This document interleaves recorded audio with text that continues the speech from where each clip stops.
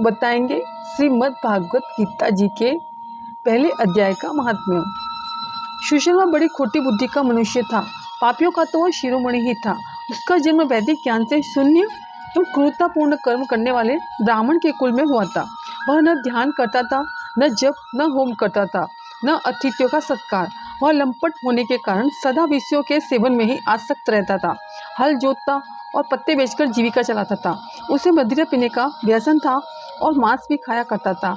इस प्रकार उसने अपने जीवन का दीर्घकाल व्यतीत कर दिया। एक दिन मूढ़ बुद्धि सुशर्मा पत्ते लाने के लिए किसी ऋषि की वाटिका में घूम रहा था।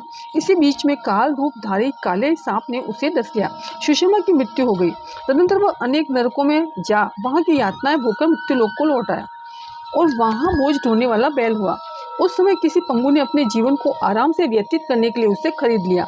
बैल ने अपनी पीठ पर पंगु का भार ढोते हुए बड़े कष्ट से 7-8 वर्ष बिताए। एक दिन पंगु ने किसी ऊंचे स्थान पर बहुत देर तक बड़ी तेजी के साथ उस बैल को घुमाया। इससे वह थककर बड़े वेग से पृथ्वी पर गिरा और मूर्छित हो गया। उस समय वहां कोतवाल वंश आकृष्ट हो बहुत से लोग एकत्रित हो गए। उस जन समुदाय में से किसी पुण्यात्मा व्यक्ति ने उस बैल का कल्याण करने के लिए उसे अपना पुण्य दान किया। तत्पश्चात कुछ दूसरे लोगों ने भी अपने अपने पुण्यों को याद करके उन्हें उसके लिए दान किया। उस भीड़ में एक वेश्या भी खड़ी थी। उसे अपने पुण्य का पता तो नहीं था, तो भी उसने लोगों की देखा देखी उस बैल के लिए कुछ त्याग किया। तदंतर यमराज के दूत उस मरे हुए प्राणी को पहले यमपुरी में ले गए। वहां यह विचार कर कि यह वेश्या के दिए हुए पुण्य से पुण्यवान हो गया, उसे छोड़ दिया गया। फिर वह भूलोक में आकर उत्तम कुल और शील वाले ब्राह्मण के घर में उत्पन्न हुआ। उस समय में भी उसे अपने पूर्व जन्म की बातों का स्मरण बना रहा।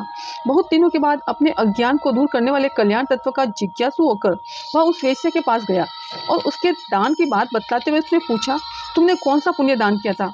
तो वेश्या ने उत्तर दिया, वह पिंजरे में बैठा हुआ तोता प्रतिदिन कुछ पढ़ता है, उससे मेरा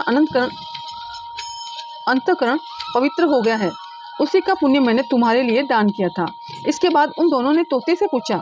तब उस तोते ने अपने पूर्व जन्म का स्मरण करके प्राचीन इतिहास कहना आरंभ किया।